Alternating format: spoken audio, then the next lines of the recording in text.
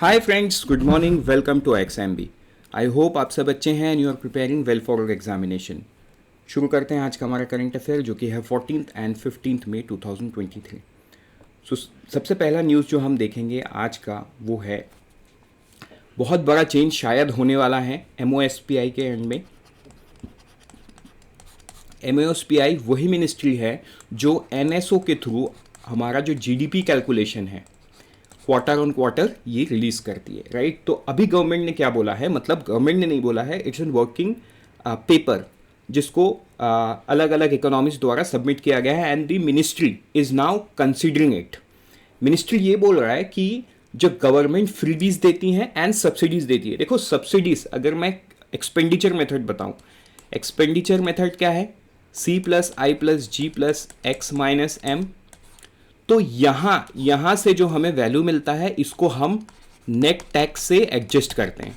तो net tax से adjust जब हम करते हैं तो प्लस टैक्स माइनस सब्सिडी कर लेते हैं। तो सब्सिडी एक हिसाब से यहां पे माइनस हो जा रहा है, but the thing is subsidy के वजह से लोगों के लाइफ में चेंजेस आने लगा है, राइट। मतलब कुछ ग्रुप ऑफ इकोनॉमिस्ट ने एक स्टडी किया है। स्टडी में क्या सामने है कि एक जगह पे उन्होंने सब्सिडी लिया है, एक जगह पे उन्होंने सब्सिडी हटा दिया है and same set of people का लाइफस्टाइल को देखा गया है।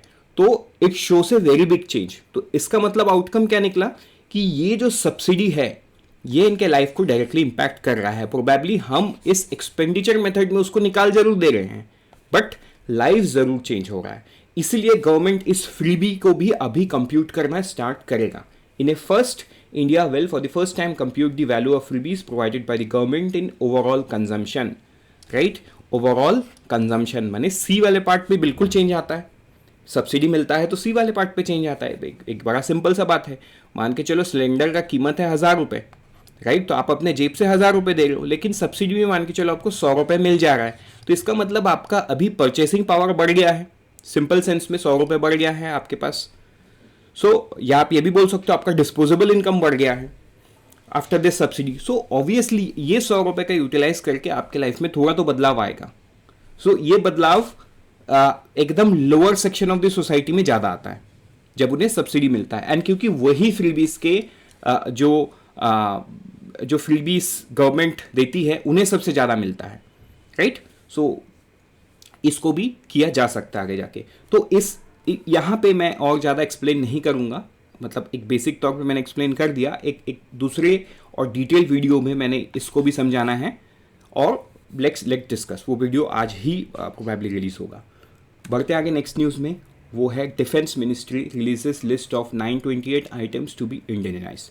देखो ये एक इंपॉर्टेंट है। पहले 1, 2, 3 लिस्ट मिनिस्ट्री ऑफ डिफेंस ने निकाल दिया है, ये है फोर्थ लिस्ट। फोर्थ लिस्ट में 928 आइटम, 928 आइटम्स को उन्होंने क्या कर दिया है, इंपोर्ट नहीं कर सकते। इसका मतलब अब ये जो 928 आइटम्स है इसको इंडिया में इंडियनाइजली प्रोडक्शन करना पड़ेगा, राइट। तो ये बहुत इंपॉर्टेंट स्टेप्स है toward Indianisation of the armed forces. तो आपको बस इतना ही ध्यान में देना है कि 928 items are there in the fourth list.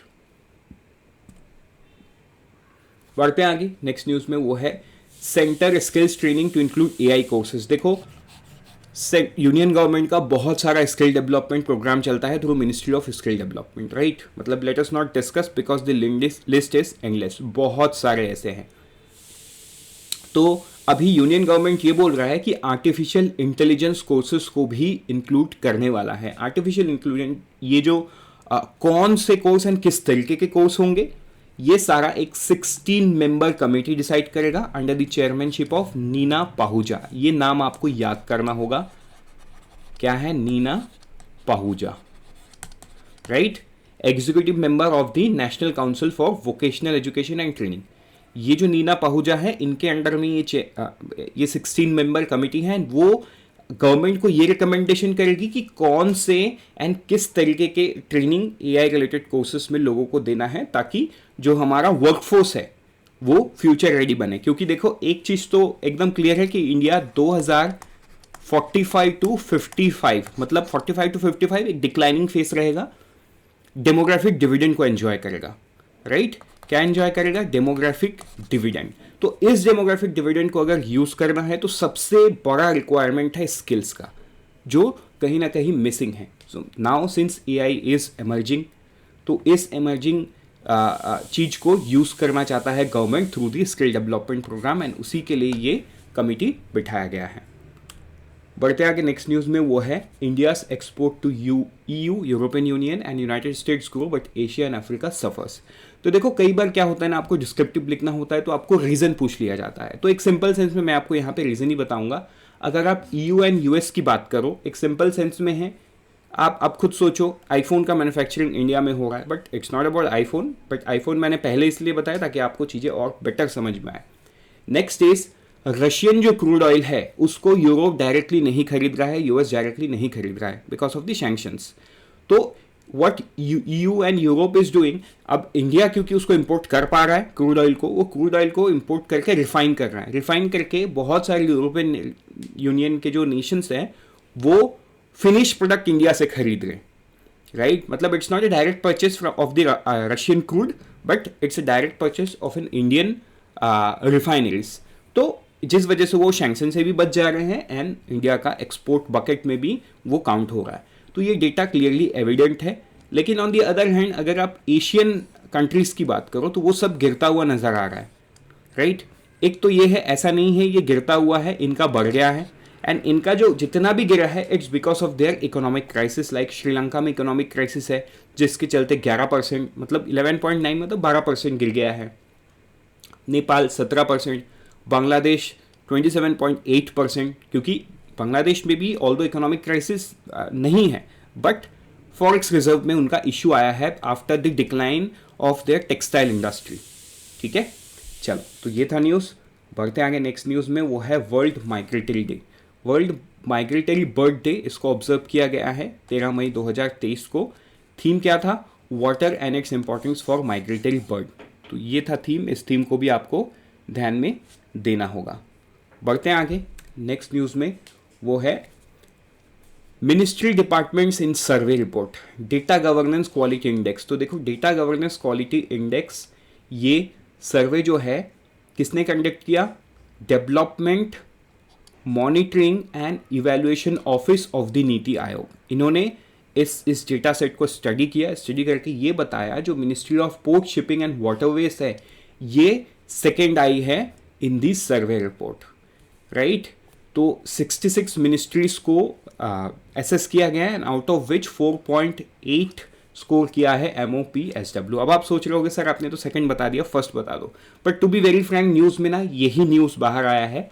मतलब यस, इस डेमो के वेबसाइट में अभी भी पूरा रिपोर्ट अपलोडेड नहीं है। The time I am making this lecture for you, probably आप जब देखोगे तब तक शायद अवेलेबल हो जाए, तो जैसे ही अवेलेबल होगा will bring out A separate video on it. तो फिलहाल के लिए तो यही न्यूज़ है।